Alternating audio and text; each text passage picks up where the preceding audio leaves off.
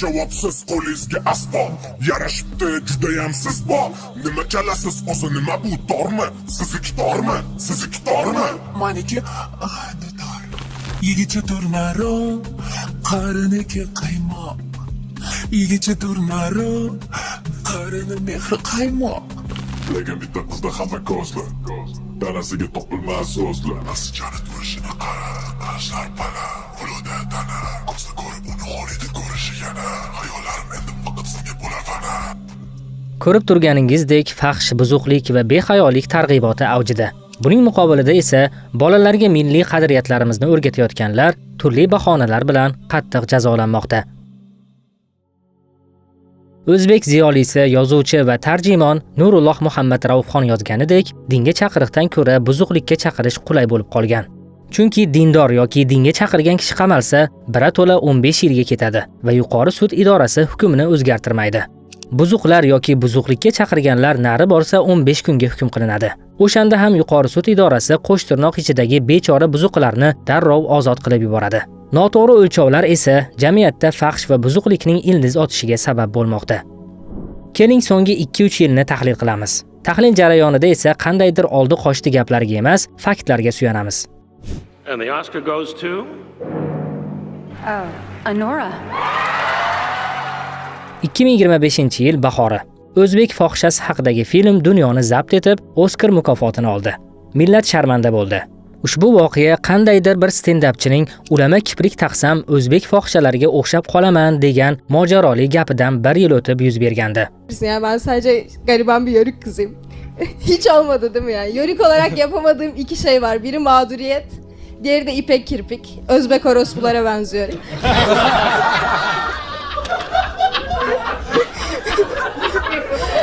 İyi gidiyorum bence şu anda. Bungacha ham xorijda fohishalik bilan shug'ullanayotgan taniqli o'zbek ayollari qo'lga olinib, O'zbekistonga deportatsiya qilingan edi. Ayniqsa Turkiyada o'zbekistonlik Madam Klod laqabli qo'shmachi ayolning qo'lga olinishi katta shov-shuvlarga sabab bo'lgani hamon yodimizda. Xorijiy nashrlarda Uzbek Woman teklari bilan xabarlar tarqalgandi o'shanda. Lekin bu natijalardan xulosa qilinmagani yanada ajablanarli. Oradan ko'p o'tmay bir nechta markaziy shaharlarimizda tungi klublar faoliyati gullab yashnayotganidan xabar topdik. Aslida-ku buni ularning o'zlari reklama qilishdi.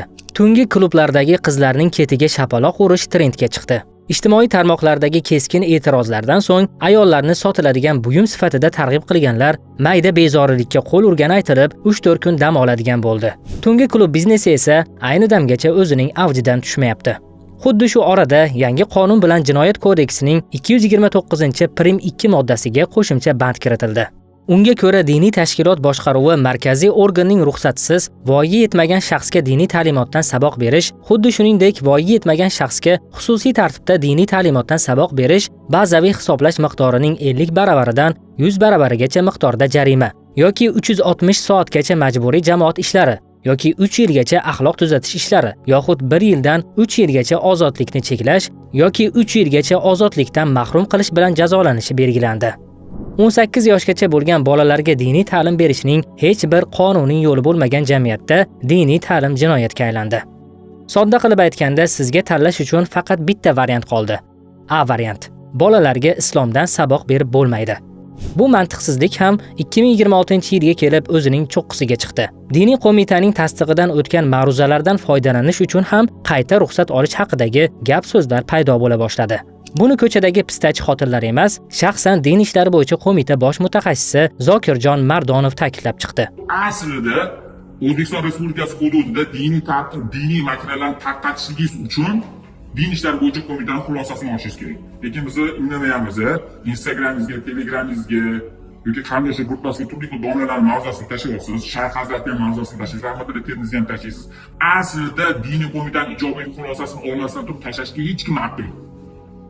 Qani diniy erkinlik desangiz, davlat idorasiga rasmiy aqlinglar bo'ladigan bo'lsa, mana bu yerga diniy bo'shligini Islom o'zidan rasmiy imomlardan o'zing o'rgan, o'zing o'qi, o'zing подписчик bo'l o'sha kanalga, lekin u kanal ichidagi narsalarni olib tashlama. O'zingni vijdon erkinligini, mana bu yerga bo'shlik to'lishingga mashvara berma, lekin tashlama birovga bo'tiladi. Shunlarni ham rasmiy mavzularni ham tashlamanglar. Instagramga, Telegramga qo'ying, u tarqatishga tushadi. Juma tabriklarda ham xuddi mana shunaqa. Juma tabrik umuman tashlamaydi. Iltimos, juma tabrik tashlamaydi. O'sha biz charchadik. Bizda juma masalasi. Qaranglar, ish payti, ish soatida diniy amal bajarib turib chiqib ketishlik, jumaga ketishlik qonundan mumkin emas. Agarda har bitta odam diniy amalni bajarishdan chiqib ketadigan bo'lsa, nima bo'ladi? Muammo bo'ladi bizda. 90% dan ko'proq aholisi musulmonlar bo'lgan davlatda diniy erkinlikning cheklanishi jamoatchilik orasida jiddiy e'tirozlarga sabab bo'ldi. Mardonov tilidan aytilgan hukumatning pozitsiyasi tanqid qilindi. Diniy qo'mitaning talablari nafaqat shariatni, balki vatandoshlarimizning so'z va e'tiqod erkinligini ham buzish ekani ma'lum bo'ldi. Bir yosh yigitni chiqib Ramazon tabrigi, juma tabrigini yubormanglar, Rahmatulloh Tirmiziyning ma'ruzasini yubormanglar degan gaplar, so'zlar chiqdi. Ko'pchilik dili xira bo'ldi. Yosh yigit, kichkina farzandlarimiz tengi yigit, ammo hurmat bilan munosabat qilishni bilmagan o'sha yigitni gaplariga e'tibor qilmaymiz do'stlar, xafa bo'lmaymiz. Shuning uchun bunaqa narsalarga e'tibor qilmaymiz. U bolalarga duo qilamiz. Alloh insofini bersin. Otasi qulog'ini tortib qo'ygandir. Har holda otasi domla odam. Domlaning kuyovi, domlaning o'g'li. Endi shunaqa narsalar ham chiqib turar ekanda. Nima degan biz O'zbekistonda bizami? Diniy erkinlik zamonida yashayapmiz, ukam. Nima bunisini minusini, любой qonun logikadan kelib chiqadimi? Logikani tushuntirib bering. Hozir aytayotganingiz, agar kim ishxonada ishlaydigan bo'lsa, qonundan yozib qo'ygan, biz hozir indamayapmiz, u jumaga chiqish mumkin emas deb. Ukajonim, biz ateizm zamonida yashab keldik. Xudo yo'q, masjidga chiqmalaring, hech qayerga bormaysanlar deb biz zapretda yurdik. Xonavayron bo'lganimizni ko'rdik. Значит, sizning mantiq gapingiz bo'yicha bugungi kunda vassalom davlat idoralari to'g'risida gap ketyapti. Davlat idoralarida kim jumaga chiqadigan bo'lsa, u narushitil. Lekin o'sha davlat idorada ishlaydigan vassalom ziyolilar dinni tanigan bo'ladi-da, o'sha insonlar davlat idorasini qoldirib, Allohning farzini tanlasa, yurtimizni kim boshqaradi? O'zi kadroviy golod ketyapti O'zbekistonda. Nima deganingiz bu? Bu fitna emasmi? Mani ertaga olib borib tiqib qo'yishingiz mumkin, lekin men o'zim fikrimni aytaman. Rasulullohning gapi bor, alhamdulillah. Mani ummatim dilla 60 bilan 70 oralig'ida dilla. Men 50 dan ochdim. Men peshanamdigini ko'raman. Lekin ertaga borib turib, Allohning farzini men ado qila olmadim. Menga bitta ukamni chiqib, shu qonunda yo'q deb aytganlar uchunsam, men enamni ko'raman, bor-ku. Bu dunyo o'tkinchilik dunyo. Agar Allohning farzi bilan chiqarayotgan qonunlarni agar pallaga qo'yadigan bo'lsak, любой farosatli Allohdan iymoni bor odam Allohning farzini ado qilayin deydi. Mani diniy bilimlarim juda ko'p emas va diniy tomondan emas, huquqiy, qonuniy va mantiqiy tomondan ozgina fikrimni bildirmoqchiman. Mana birinchi e'tirozim, xuddi shu qonun barcha dinlarga birdek amal qiladimi? Ya'ni agar yahudi yoki xristian xuddi shu diniy materiallarni tarqatsa, ular ham javobgarlikka tortiladimi? Ikkinchisi, xuddi shu qonun meni fikrimcha noto'g'ri malakalanmoqda. Tasavvur qilaylik, qonun bo'yicha xuddi shunaqa va hech qaysi O'zbekiston fuqarosi hech qanaqa ko'rinishdagi, hattoki diniy idoradan rasmiy tasdiqdan o'tgan materiallarni ham tarqatishga haqqi yo'q. Unaqada nazariyaga ko'ra barcha O'zbekiston fuqarolari teng, xususan prezident, hokimlar, amaldorlar ham teng huquqli bo'ladi. Endi xuddi shu amaldorlar deylik biror bir diniy tadbirga bordi. Ular bilan birga borgan imom diniy, demak, oyatlardan suralar o'qidi va Qur'on tilovat qildi. Xuddi shu diniy elementlari bor bo'lgan materiallarni matbuot kotiblari turli xil ijtimoiy tarmoqlarga tarqatishadi. Ayni shu amaliyotda ham matbuot kotiblari diniy idoradan ruxsat olishi kerakmi? Ana endi rasmiy statistikaga ko'ra O'zbekiston fuqarolarining 90-95% musulmonlar hisoblanadi va bizni tamsil qiluvchi parlamentda va senatda o'tirgan insonlarning ham 90-95% musulmonlar deb qabul qilsak bo'ladi. Ayni shu qonundagi noaniqliklar tufayli senatda va parlamentda o'tirgan deputatlardan bir dona savolga javob beradigan so'rovnoma o'tkazish kerak xolos. Savol: juma tabrigi yuborish yoki diniy qo'mita tomonidan radikal yod g'oyalar deb topilmagan materiallarni saqlash, tarqatish noqonuniymi va jinoiy javobgarlikka tortiladimi? O'zini musulmon deb bilgan va balki saylovchilarning juda katta qismi musulmonlarni tashkil etishini his qilib turgan deputat bu savolga qanday qilib yo'q deb javob bera oladi? Hattoki deputat boshqa dinda bo'lsa ham yoki uning saylovchilari boshqa dinda bo'lsa ham, ayni saylovchilariga asoslangan holatda bu savolga deputat yo'q deb javob bera olmaydi. Chunki ayni shu qonunning yuqoridagidek malakalanishi hisobiga istalgan turdagi din, xususan yahudiylik yoki xristianlikning biror bir bayrami bilan o'zlarining dindoshlarini tabriklashlari ham jinoiy javobgarlikka sabab bo'lib qolishi mumkin. Fikrimcha ayni shu qonunni noto'g'ri malakalash hisobiga bir necha million insonlarning diniy erkinliklarini cheklash o'rniga diniy idora O'zbekiston hududida o'qilishi mumkin yoki mumkin bo'lmagan adabiyotlar va materiallarni doimiy ravishda yangilab borishi va ayni shu ro'yxatni doimiy ravishda targ'ibot qilgan holatda xalqqa tanishtirib borishi kerak. Ayni shu o'rinda xavfsizlikka javob beruvchi tuzilmalar ham bilib bilmay like bosgan, izoh yozgan yoki ma'nosini umuman tushunmagan holatda nashid eshitganlar ortidan emas, o'zlarining aql zakovatlari va resurslarini ko'proq shu davlat va uning ichidagi fuqarolarga zarar yetkazmoqchi bo'lgan, rostdan radikallashgan guruhlar yoki shaxslarga qaratganlari ma'qul fikrimcha. Shundoq ham diniy qo'mitaning tasdig'idan o'tgan ma'ruzalarni qayta tasdiqlatishda qanday ma'no bor degan savolning javobi mavhumligicha qolmoqda.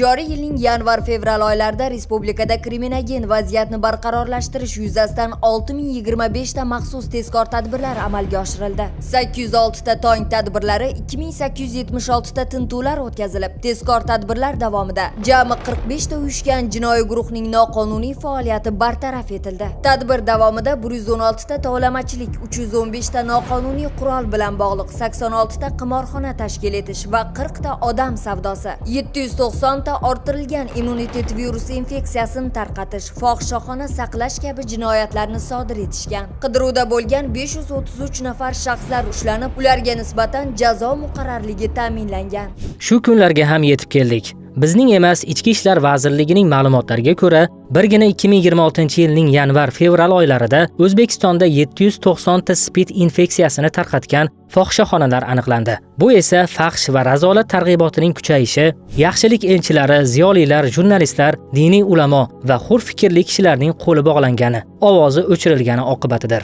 Bir paytlar Shayx Muhammad G'azoliy bizning shamimizni o'chirayotganlarning o'zlari ham qorong'ulikda qoladilar degan edi. Milliy qadriyatlardan uzoqlashtirilgan jamiyat esa o'ziga yot, axloqsizlikka asoslangan g'oyalarga asir bo'lishi tabiiy.